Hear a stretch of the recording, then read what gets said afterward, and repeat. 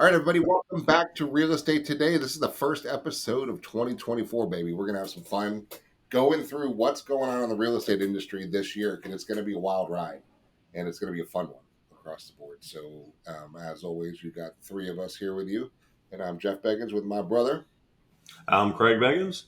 and our brother from another mother, Mike Puma. Mr. Mike Puma.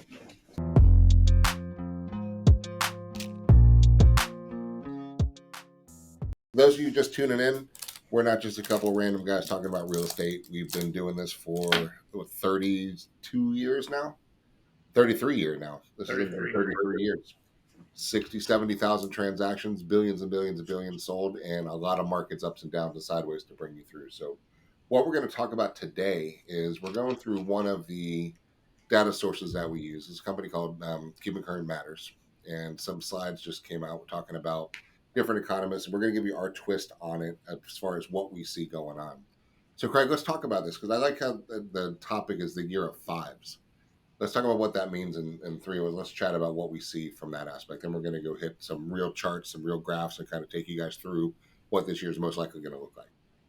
Well, I think before we do that, we're going to go back to a couple years ago and understand that was a unicorn. They're actually called the unicorn years because they don't exist, where we had 2.5, 3% fixed rate mortgages for decades. I mean, for a long time. That's not normal. And if you've got that in your mind, you need to erase it because it's probably never coming back. And we hope it doesn't, because that means there's a global crisis of epic proportions that we need to try to pump CPR in to get people to do things again.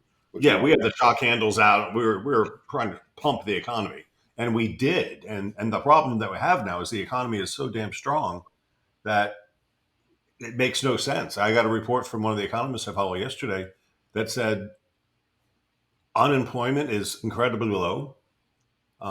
Inflation is coming down. There's no reason for the Fed to lower rates.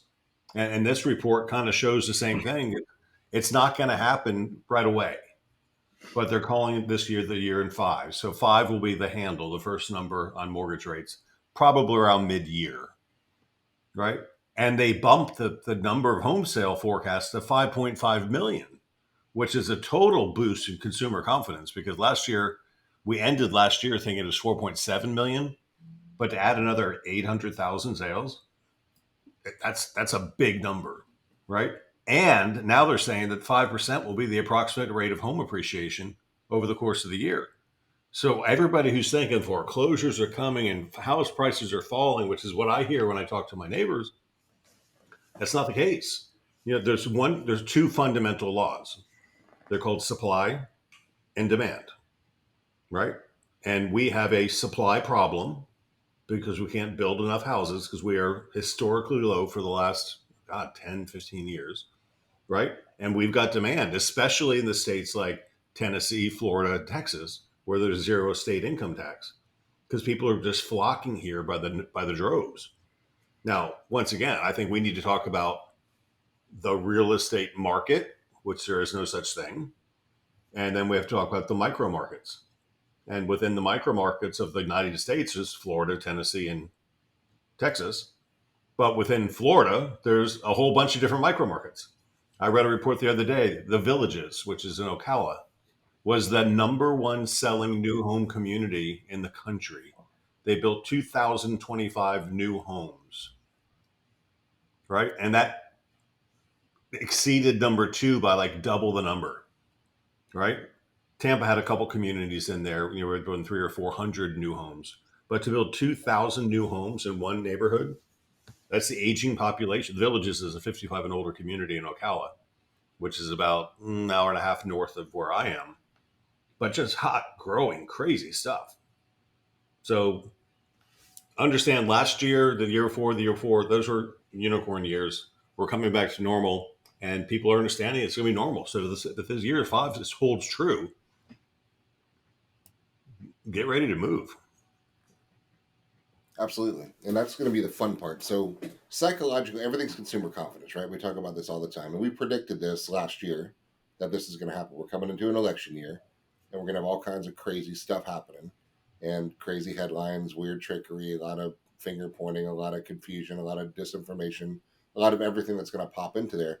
But you can't change the fact that real estate is like the number one economic driver in the country, right? So if you want to have a strong consumer confidence feeling, you want to have some good earnings rolling into that November time period when people are going into the election booth, right? You want to start bumping it up. So that's why we always predicted you're going to start seeing into spring and into early summer, you're going to see a lot of rate drops to get some numbers up there so everyone starts feeling a little bit better. So whatever the reasons, we'll take it, but that's what's looking really cool. So Puma, what do you say about this? Yeah, I mean, I think for one, it's exciting for us because if there truly are 800,000 additional home sales that are going to happen, where a majority of those are going to happen is the southeastern United States, which we're a major part of. So I'm excited for that. I think we should be ready if they hit the fives, but I still think that if you are not hearing this and hearing what we've been saying and still preparing yourself to take action now and realizing that it's going to be a completely different market come mid-year when rates drop into the fives than it is right now, and that you still have a ton of opportunity and leverage right now to be able to take advantage of things before they drop into the fives instead of waiting until they drop into the fives. I think you're going to miss the boat, and I think you're going to have a lot of regret come mid-year when all of a sudden you're like, oh, great, the rates are in the fives again. Wait, what? There's 32 offers on this property. I'm paying over ask. You want me to waive my inspection? You want me to waive all contingencies? No. Well, then you're not buying anything. So I think it's just, I don't know, like this is exciting and it's going to be great for us in the real estate industry. But I think there's going to be a lot of people out there that are going to really regret not taking action right now. We got a couple slides going to back that point up. Let's roll into that one. Let's go into number 9. I was thinking about that, Mike, and we have one particular lender that has come out with a program that every 6 months, if you want to, if rates drop for $250 flat fee, they'll lower your rate to the current rate. Yeah. Craziest thing Holy I've ever cow, seen. that's amazing. That's And you can do it over and over and over again. So if you buy today at 7.25, and in 3 months it drops to 6 7/8, you can pay $250 one-time fee and drop it. And then 3 months from now or 6 months from now, if it drops to 5.5, you could pay another $250 and adopt that rate fixed for the rest of the term of your loan. I mean, that's some creative stuff out there, and people don't understand. So to your point, why not take advantage of leveraging sellers' distress? Because we have houses sitting on the market for 3, 4, 5 months now. We haven't had that in forever. And those sellers need to sell. And most of the time it's because they've already bought another house they've committed to. So they're more negotiable. And you're missing the opportunity to negotiate. And to Mike's point, when the market does inflate and you've got 10 buyers bidding on the same house, you lose that negotiation power period. Well, that program gives you the option to have your cake and eat it too. Exactly. Because I can go right now to one of those homes that's been on the market for 90 to 120 days and say, hey, I'm ready to buy. And yes, I'm going to buy maybe at a 7% rate, right? Based on my credit. So I'm going to buy at a 7%, knowing that I'm going to be able to leverage this opportunity that home has sat. Seller wants to sell. I'm going to get a better deal on that house. I'm going to have more power to be able to negotiate. I'm probably going to be able to get the price down a little bit. I'm also probably going to be able to get some credits at closing. I'm going to be able to use and leverage all of that, get the property, start gaining equity, get all the tax benefits, and then in 6 months, if the rates do drop into the fives, guess what I can do? $250. Now I'm back in the fives, but I was able to leverage when rates were up to get myself a better deal. Right? I mean, I'm not a mathematician, but that makes a lot of financial sense. Well, let's throw some numbers on there too. Let's say we bought a house for 400 grand, right? And we just said that we're expecting 5% appreciation this year. That's 20 grand, right? That's $1,600 a month, right? So you're on the fence saying, God, maybe I should wait until May or June, like everybody else, so you overpay. But let's just say you want to wait till May or June for the prices to come down 3 or 4 $100, $300 a month. Let's say it's a $300 a month spread, right, on your mortgage payments for over a percent, right? Say it's a $500 a month spread. That's $6,000 over the course of a year, right? Or over the course of 2 years, it's $12,000. We're talking about making $20,000 in 1 year, right, on the appreciation on your house, right? You get the depreciation, you get the write-offs, right? You get the appreciation. It's just smart money to do that. If you know a move is in your future in the next year, if you're not doing it now in Q1, you're going to kick yourself. You're going to kick yourself. You might be on the surface paying a couple $100 more a month, but in the long run, you're going to get so much of a better deal. Look at this trend, right? Now, trends are trends, but they don't lie. And you saw we cranked up into October was the, oh crap, where's this going moment for everybody in the real estate industry. And then we peaked out right below 8, right? A couple people got screwed in the 8s. Now let's talk about that for a second. This is as if you had good credit, right, Craig? Right. Now, if you've got subpar credit and you're bumping the low 600s in your credit score, you're never going to see these rates ever, right? You're just not, because rates are according to your credit worthiness. If you don't pay your bills, you're a higher risk factor. Your rate's going to be up. If you've got a high 7 scores and you pay your bills online, you got open lines and you're credit worthy, you're going to be able to capture the rates that we were talking about. But either way, you're seeing the trend went up and then the trend's going back down. How much lower? We're not going to see one of these, I hope, right? I hope. I don't want another global pandemic shutdown. I don't think anybody watching this does either. So if we settle back into the 5s, everyone will be kind of comfortable on this one. So I like this trend line to see where it goes back down. So let's go down. Let's go down to 28, Taylor, because we already hit 12 on that. So if you get into this slide here, this is December to December price forecast for Q4. Oh. Right? And this is what everyone's thinking about home appreciations over the next 6 years, right? So, Yeah, but let me just interject the key to this right now. Yeah. Because if I buy Apple stock at whatever it is today, and I buy $100 worth, how much cash did I spend? $100. Mm-hmm. If I buy a $400,000 house and I put 20% down, how much cash did I spend? 80,000. Yep. So I'm getting a 5.92% appreciation rate on the purchase price of a $400,000 house, but I only invested $80,000. That's right. So that whole math thing there is skewed, and people need to understand the leverage of mortgaging, right? That's why I never pay cash for a house. Well, sometimes I pay cash for a house, but then I refinance it later. That's a huge thing. If you took that 5.92% expected for 2023 on the appreciation of the home value versus the 5.9, that appreciation rate on the cash you used, your cash on cash return is incredible. Absolutely. Now, this is 100 different experts, right? This is 100 people saying what they predict the next 6 years to look like. And that's the national average, though, too. National average. That's right. So you're going to have certain markets, and you need to be smart about that, right? If you need to understand your local market, and this is where if you have an agent, a realtor in your market that you trust, this is the value that they should be bringing to you, because you need to understand your local market. Because I can tell you that if that's the national average, if you're in Florida, you're likely going to see even more, right? We tend to appreciate well above the national average. Where if you're sitting in a state that's struggled, right, that you may not see 6%. So you need to understand where you're at and make decisions based on that. And that's where the expertise of your local agent will come in. Right. Yeah. Now, it's hard to put percentages into things. So scroll down to the next one, Taylor, on this one. This one puts it into perspective, right? You buy a house right now for $400,000. This is what it means next year, the next year, the next year, the next year, compounding interest on the total value of your property, Craig, to your point, where you really put $80,000 down. Or maybe you got a 5% down program and you put $20,000 down, right? That's even better. You got an FHA financing, you put low money down on the deal. But look at the asset, the value difference that is coming up.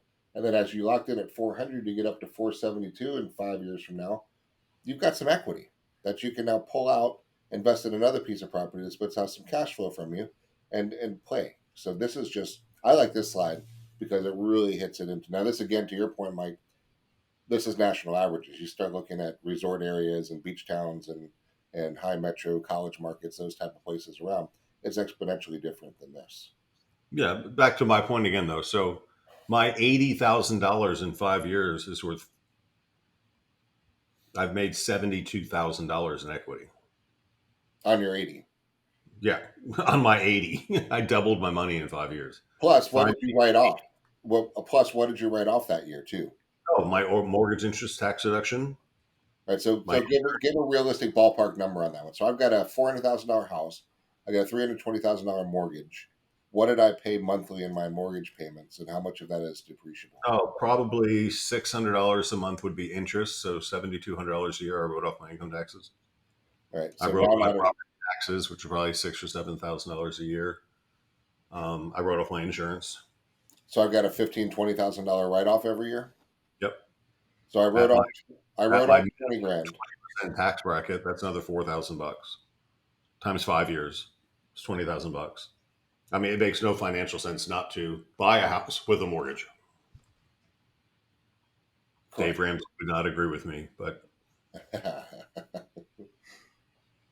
Let's talk about what could affect this a little bit. If we go down to 45, average days on the market right now.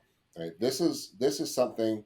This is the market, which does not exist. Correct. Let's follow this, because this is the national average days on the market, which does show trends, but doesn't show your neighborhood in Shady Hills, right? That actually has 4 houses for sale versus Orange Blossom Groves, which has 80 homes for sale. So there's so many different micro markets in here, but this does show something, right? It shows that houses are staying on the market a little bit longer, right? Which, what does that do? Let's talk about the concept of this. So let's say this is a specific neighborhood, and there were 25 days. Average days on the market is only 25, right? Which is higher than it was when it was 18 and 14, but it's still 25. So what is that saying to you? it means some sellers are getting scared and more desperate. How? Well, because they thought their house was worth more than it is, and they put it on the market too high, so they're going to start lowering their prices. Because it's been sitting on the market a little bit longer? Yep. If they have to sell. I think what it's doing that too. It's doing that, and it's people that don't really have to sell, they're not going to sell, because they're not going to sell what the market's really worth. They want what the market was worth in 2020 or 2021, and some people still think that way. And in some micro markets, it is still happening, but in the majority of them, it's back to normal real estate. Now, what's the average days on the market? We had a seller very recently, like last week, and this one neighborhood, you called it Shady Groves or whatever you call it. There's a lot of homes for sale in Shady Groves. I mean, there's like 68 homes for sale. And the seller decided to put their house on the market a little higher than we recommended. And they sat on the market for about 45 days and nothing really happened. They made a major price reduction. It was a 7-figure house. They lowered the price by $100,000. And guess what happened? All right, pause there for a second. Let's talk about verbiage for a second. Did they cut their house and lose 100 grand? No. Okay, what did they do? They overpriced it by 100 grand. Right. They repositioned it to true market value. They, Right. they were hoping it was worth 100 grand more than it was. So they put an arbitrary number out to the public. That was rejected. Right. But it wasn't, because some people will see that headline and say, oh my gosh, Shady Hills prices are falling by 100 grand. Right. But so we lowered the price by 100 grand, and guess what happened? 3 offers ended up going above asking price. All 3 people willing to let the seller stay in the house for 3 months while their new house is being completed. So by being priced at market value, they actually got over market value and got terms that were super acceptable. Because who wants to buy a house and let the seller stay there for 3 months after closing? It's generally not a good idea, but their new home that they're building is not going to be ready. Right. And they don't have to move twice. And I don't blame them. But they got all the terms they wanted by being priced at market value versus trying to get greedy. And they beat 68 other home sellers in that neighborhood. Let's talk about something related to this too, because I talk to, as you do, we all do, talk to some of our sellers, and some are like, "Why is my home not selling?" Right. So there's 2 reasons. Number one, it's the property, or number two, it's the market, right? That's really the issue that you have to look at, and it's the micro market or it's the property. If you let's say Puma had a 4-bedroom, 3-bath home in Shady Hills School District, right? And it was a nice pool home and it's ready to go, and that's the market he's competing in right now. So if his house is on the market and it's not selling, one of two things is happening. Other homes are selling that are more attractive than his, which means his product offering isn't out as nice. He's either overpriced or not as nice to compete at the same prices, which equals overpriced, right? Or number two, there's nothing selling in Shady Hills School District at all. And if that's the case, then it's the market. And it's not just Shady Hills, it's the other ones. If there are no 4.3s pool homes selling at all at this moment in time over the last 3-4 weeks, then is it really his house? Or is it the lack of buyer demand inside that niche micro market? Yeah. So even if he slices his price 50 grand, is that going to change the fact that there's no buyers in that market right now? Nope. No. So we have to really sit back and let your professional agent strategically advise you about what's going on in your micro market and how you're competing with the homes that you're competing with, properties you're competing with in that micro market, whether it's land, office buildings, vacant land, farmland, whatever it is, doesn't matter. You have a set of competitors, and if none of them are selling, the market sucks right now. And if everybody else is selling and you're not, then you suck right now. So that's really kind of what you have to go through about the realistic advice about what's going on with your property at that moment in time. Well, the market I was telling you about, that 68 homes for sale, is literally across the canal from me. Right, but that one has 13 micro markets inside of it. It does. But there's 4 homes for sale in my neighborhood, which is its own micro market, which is its own different world. Right. But that headline right there is deceiving. 68 Oh, yeah. homes for sale in that micro market. If your agent doesn't have experience and local knowledge, they're going to use the comps from the neighborhood across the canal to price my house here. Right. And that's a mistake. But guys, pay attention to the fear mongering, right? Craig could put a real estate blog out right now and saying, Shady Hills is screwed. There's 68 homes on the market and only 12 are selling per month. This whole neighborhood is screwed, right? That's a sleight of hand realistic headline, okay? But not true, because one of them is a townhome community, one of them is a non-waterfront section, one of them is a waterfront section behind a lock system, one of them is an open bay waterfront system, and there's different buyers for every one of those segments, right? And they're all different price points, and they're all different ages, and they're all different little issues all the way around, because I know the neighborhood you're talking about, right? So, right. But that's why we have to say, well, wait, I've got some more questions, right? Let's talk about those, and all I care about is the other 4-3 pool home, right? Give me that subsection of that micro market and tell me how we're competing. Canal front, waterfront, direct access lots. Don't commit to the ones on behind the locks. Give me a deep water, sailboat ready, no bridge access, direct to open bay, right? What am I competing with in that niche? And that's all. I don't care about anything else. Doesn't matter at all. Yeah, the townhouses and the villas don't matter. They don't. They don't. And this graph here doesn't matter. Nothing matters except for you being uber focused on your niche micro market and who you're competing with at that moment for that one buyer. We always use the example, say there's a rich guy coming in from Europe with a wad of cash in his hands. And if Mike's house is 600 grand, he has 600,000 bucks in his hand, and he's going to spend it this weekend. And he's going to look at 4 houses, yours being one of them. Are you the nicest one in that price point to get his 600 grand? It's a simple yes or no, right? And you know the answer. Is your kitchen prettier or crappier? Is your yard prettier or crappier? Is your neighborhood prettier or crappier? Is your pool prettier or crappier? Right? That's that's real estate 101. And that's the micro market subsect that we're talking about, is that right there. You know, it's something that I've been thinking about lately is, after 33 years of doing this, we sold new homes 30 years ago.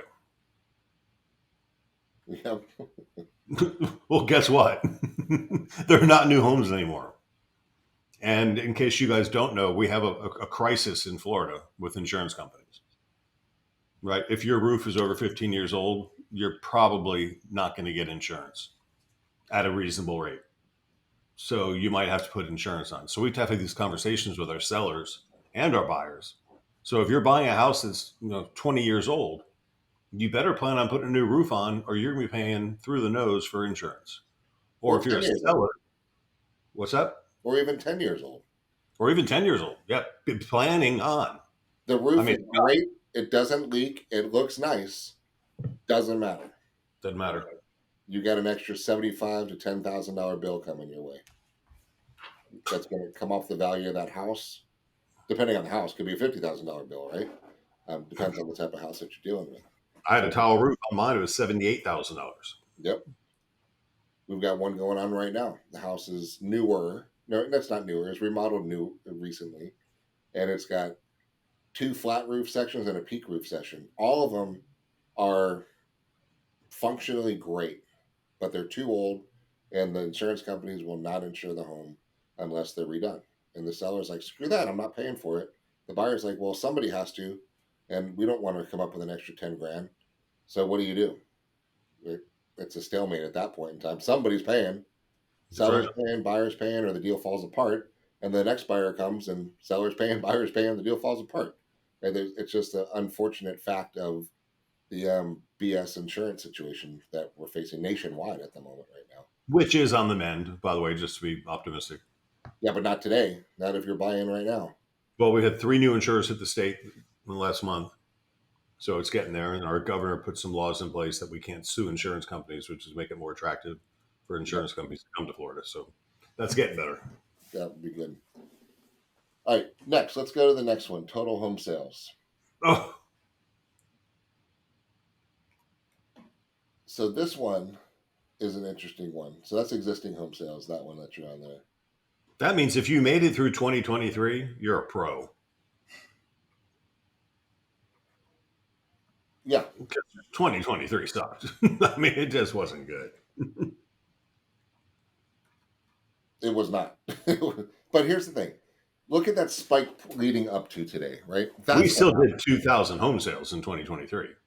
That wasn't as good as the 2,800 we did last year. But if you take that peak of the mountain to the left of where we are today, and you level it out with where you are today, you're normalized, right? That's what I want everybody to take out of this thing.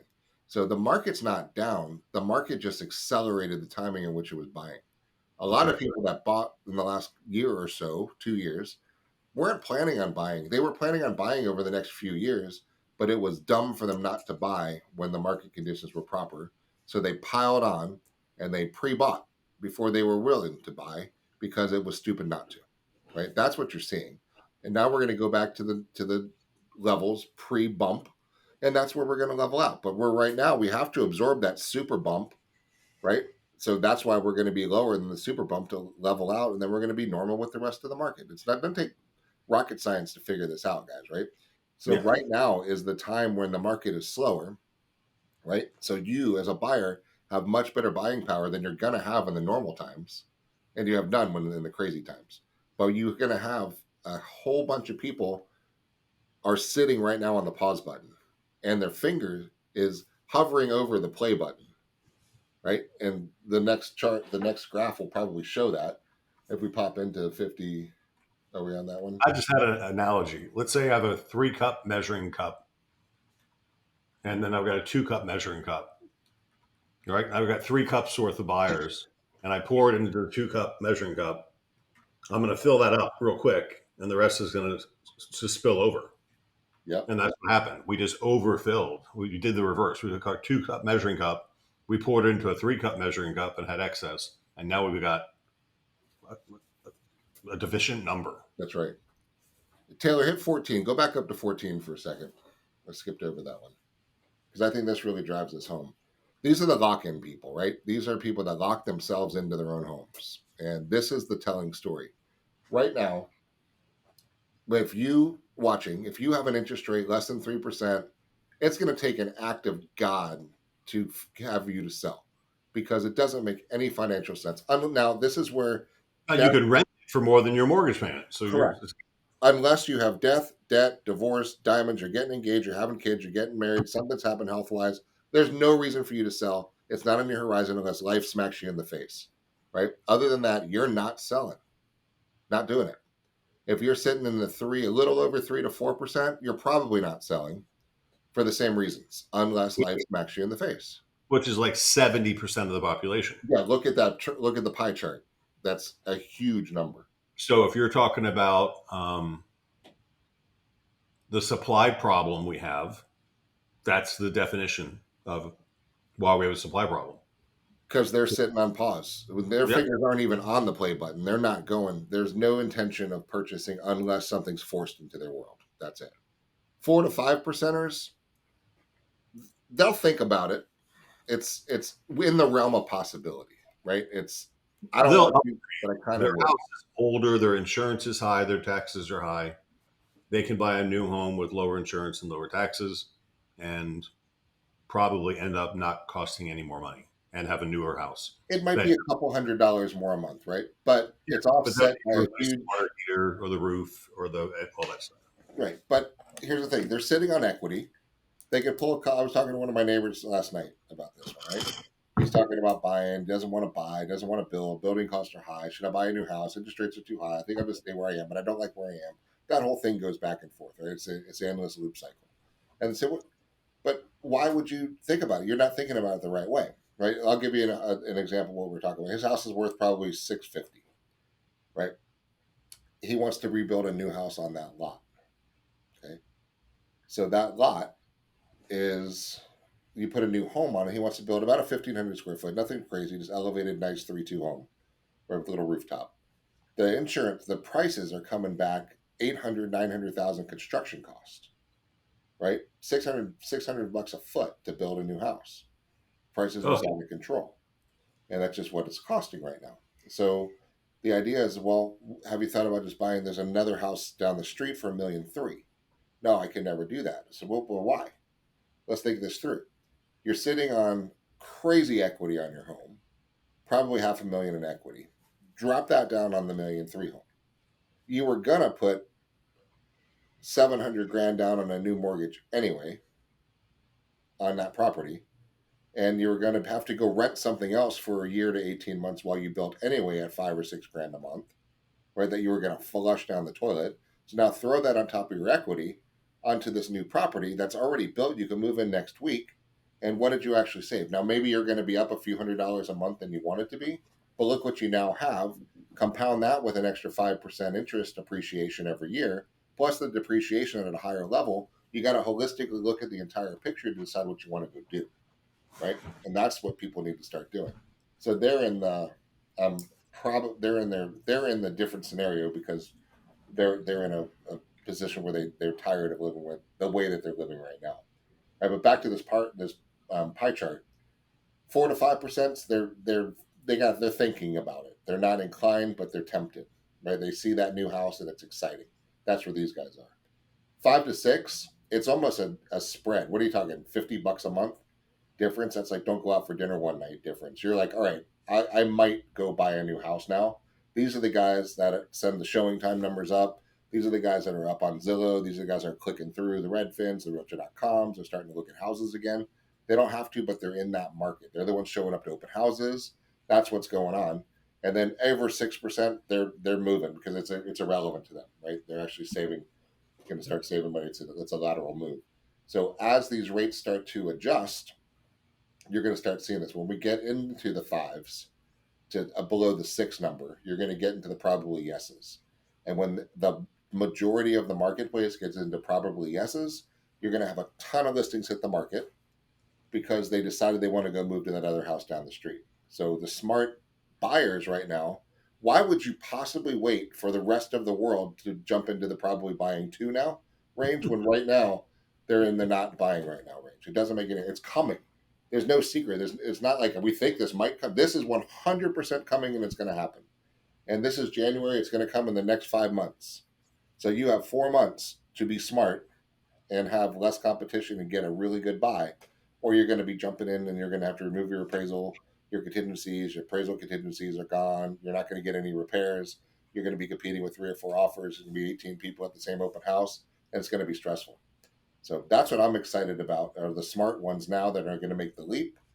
And the sellers, you should be the smart ones now too, and get your house on the market now, right? Because if you're buying another house, get a jump on everybody else. Now, You say, oh, well, I'm gonna wait and miss the frenzy. I'd rather be in the frenzy. But if you're in the frenzy here on the seller side, you're gonna also be in the frenzy here on the buyer side.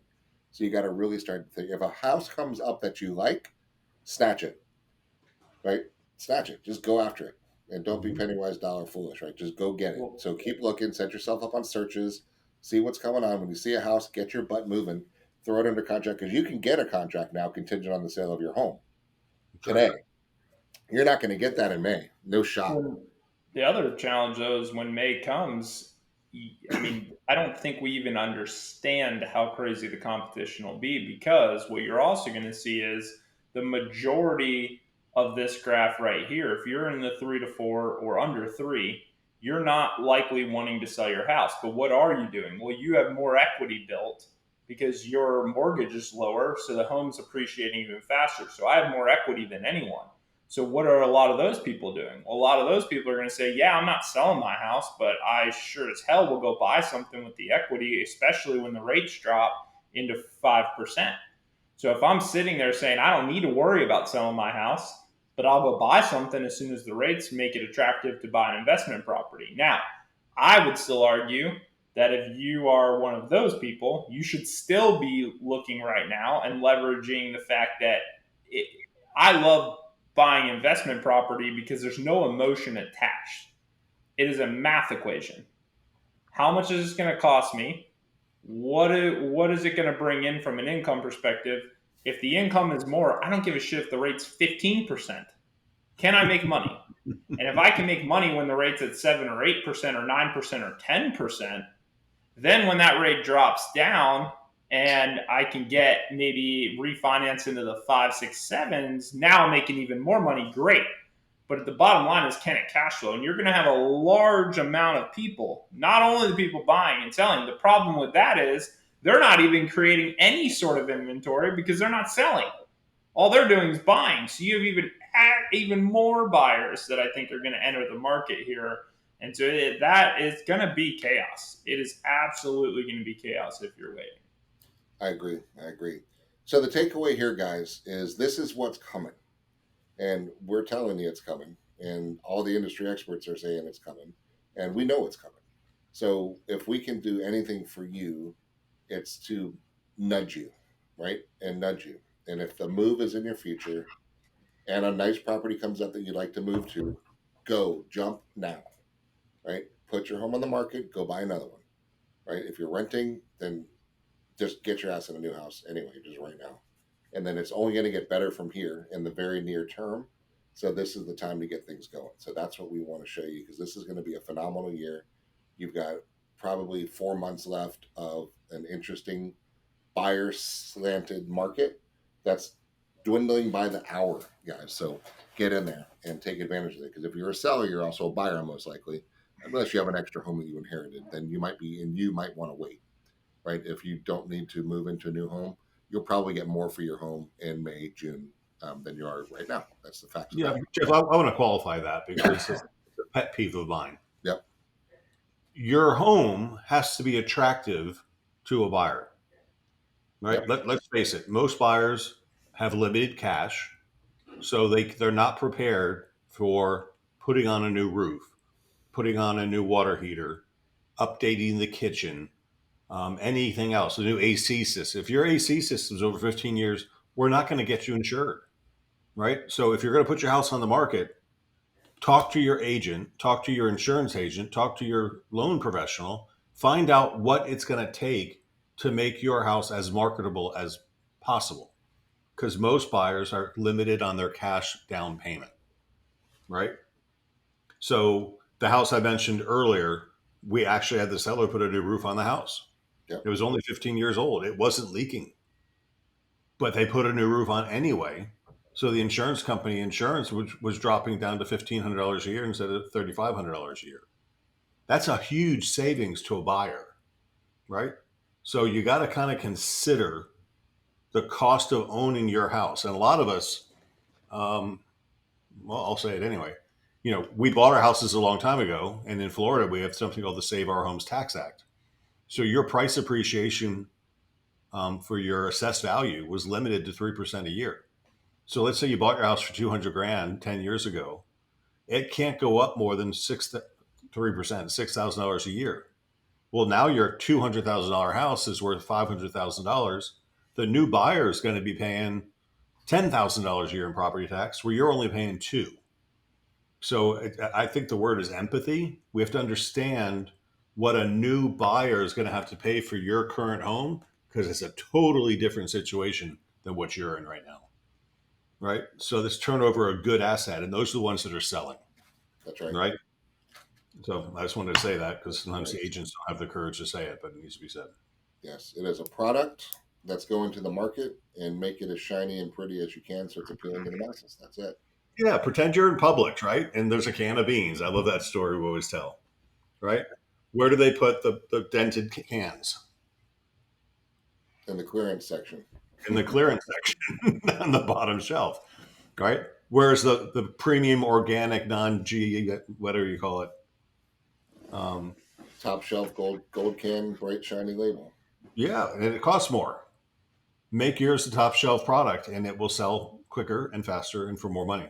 Or be totally own your own reality that you have the dented can home, and That's right. sell it accordingly. But don't try to get the premium non-GMO organic price for your dented can. And GMO, that's what I was looking for. or put your money in to make your dent, to knock out the dents in your can. That's your other option, right? Your agent will advise you whether or not that's a good strategy or not, if you have the cash to do that. So a lot of opportunities, great market coming, really cool micro markets going on right now. But reach out to the agent that you trust and say, I'm coming, I'm ready, get me ready, get financially underwritten, be ready to pounce. Even if you're not ready right now, get ready to pounce. So when that right cool home does pop up, you can jump on it without contingencies, because you're going to weaken your position. Because if you're jumping into the market with everybody else and you're not ready to pull the trigger, you're going to miss out. We've seen that before. All right, that's my parting thoughts. Mr. Puma, what do you have to say? Last words. Yeah, just stop waiting. I really, really don't want anyone to have regret.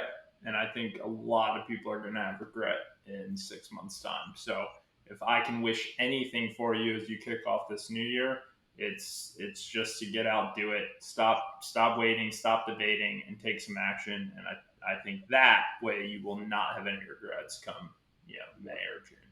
How many of us regret not buying more 2 years ago? Right? Everybody. You're going to have the same feeling if you don't do it over the next 4 months. Yeah. That's what we're heading into. So there's the state of the market, guys. Enjoyed speaking with you. Give us a little comment, give us a little share. Make sure you're following this, liking this, subscribe to the BE3 channel. Tag a friend who needs to watch this, a friend who needs to be buying, and we'll see you next week with a new episode. Thanks, guys. All good. Happy New Year again.